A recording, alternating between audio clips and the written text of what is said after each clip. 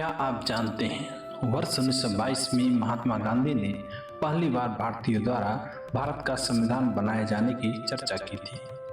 इस चर्चा में उन्होंने संविधान सभा शब्द बंद का प्रयोग नहीं किया था, फिर भी उनके वक्तव्य से ऐसी ही प्रतिनिधिक संस्था की ध्वनि निकलती है।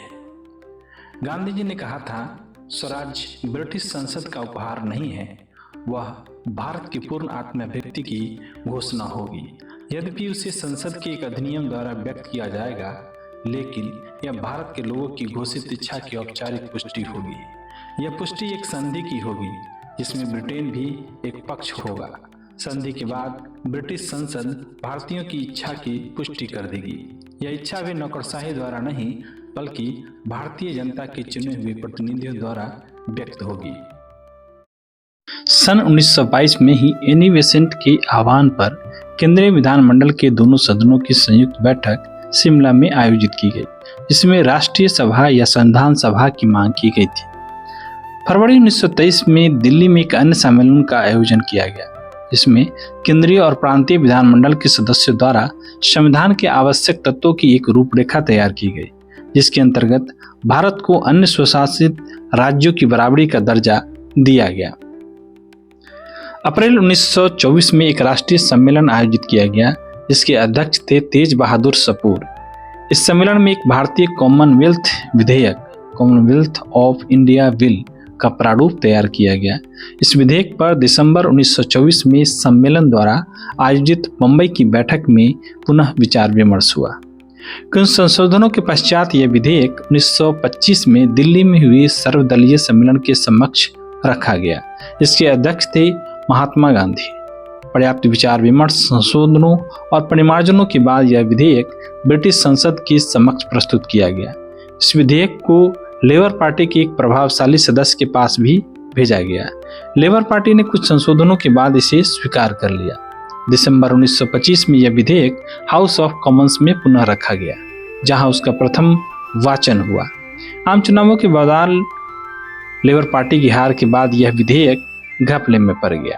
इस सब के बावजूद इस बात से इनकार नहीं किया जा सकता कि संवैधानिक एवं शांतिपूर्ण ढंग से स्वशासन का अधिकार दिलाने और ब्रिटिश संसद के माध्यम से उसका नया संविधान लागू करने में यह एक महत्वपूर्ण कदम साबित हुआ।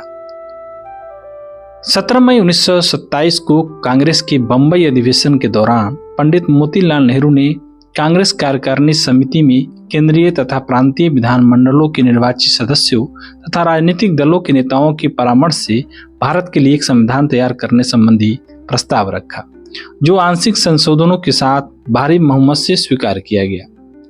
बाद में 28 दिसंबर 1927 को कांग्रेस के मद्रास अधिवेशन में पंडित जवाहरलाल नेहरू ने इसी प्रस्ताव को कुछ परिवर्तित रूप में प्रस्तुत किया, जो पुनः पारित हुआ। 19 मई 1928 को बंबई में एक सर्वदलीय सम्मेलन आयोजित किया गया, जिसमें भारतीय संविधान के सिद्धांत निर्धारित करने के लिए एक समिति गठित की गई, जिसके सभापति थे पंडित मोतीलाल नेहरू। इस समिति ने 10 अगस्त 1928 को अपनी रिपोर्ट प्रस्तुत की, जो नेहरू रिपोर्ट के नाम से प्रसिद्ध हुई। इस रिपोर्ट में भारत के संविधान के प्रारूप की रूपरेखा भी सम्मिलित थी। यह भारतीयों द्वारा अपने देश के लिए सर्वांगपूर्ण संविधान बनाए जाने का प्रथम प्रयास था। भारतीय शासन अधिनियम 1935 की धारा 110 में यह भी कहा गया था कि भारत के संघीय और प्रांतीय विधानमंडलों को स्वतः संविधान में संशोधन करने का अधिकार नहीं होगा।